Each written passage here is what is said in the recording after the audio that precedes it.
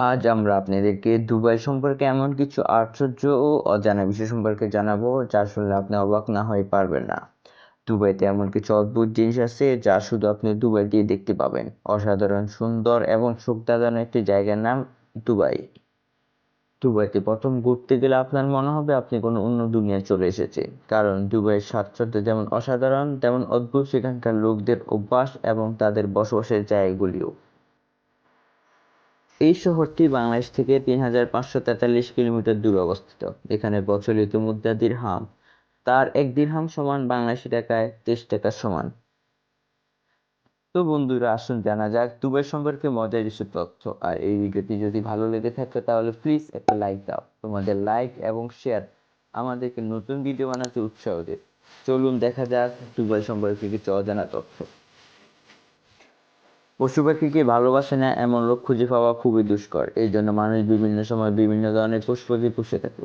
এই পশু পাখির তালিকায় থাকে কুকুর আর বিড়াল, কিন্তু দুবাইয়ের ব্যাপারটা কিছুটা অন্যরকম নয়। এখানকার কেউ কুকুর বিড়াল রাখতে পছন্দ করে না, তার পরিবর্তে তারা সিংহ চিতাবাঘ পালতে বেশি পছন্দ করে।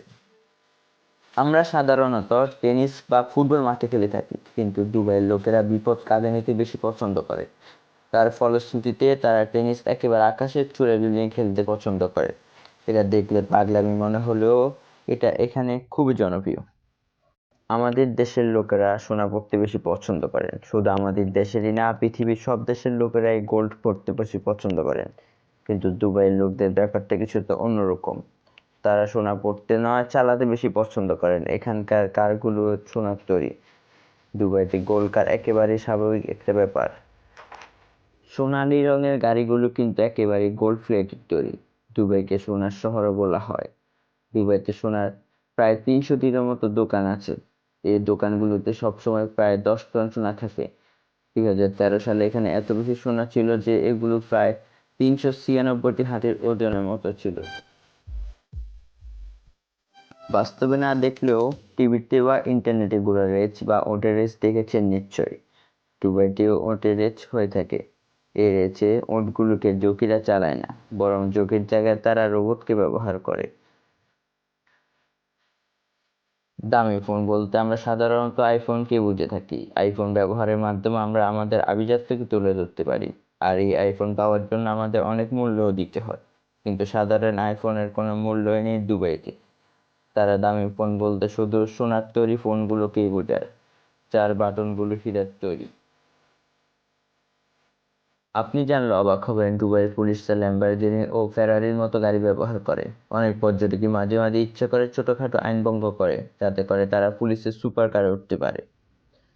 আমেরিকাতে একটি বাচ্চাকে স্কুলে পড়াতে যত টাকা খরচ হয়, এই গাড়িগুলোর যে কোনো একটির মূল্য তার থেকেও বেশি। তাছাড়াও দুবাইয়ের পুলিশদের জন্য অত্যাধুনিক একটি বাহন আবিষ্কার করা হয়েছে যা উঠতেও পারে।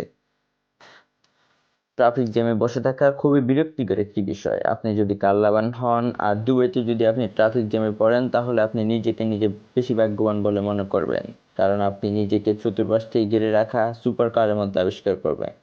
পৃথিবীতে সবচেয়ে বেশি সুপার কার রয়েছে দুবাইতে।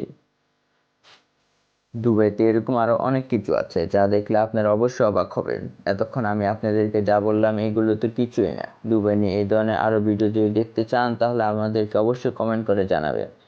আর নজর রাখুন আমাদের প্রত্যেকটি ভিডিও। আর সাবস্ক্রাইব করে বেল আইকনটি বাজিয়ে দিন, যাতে আমাদের পরবর্তী ভিডিওগুলো সবার আগে দেখতে পারেন। এবারের মতো বিদায় নিচ্ছি। ধন্যবাদ।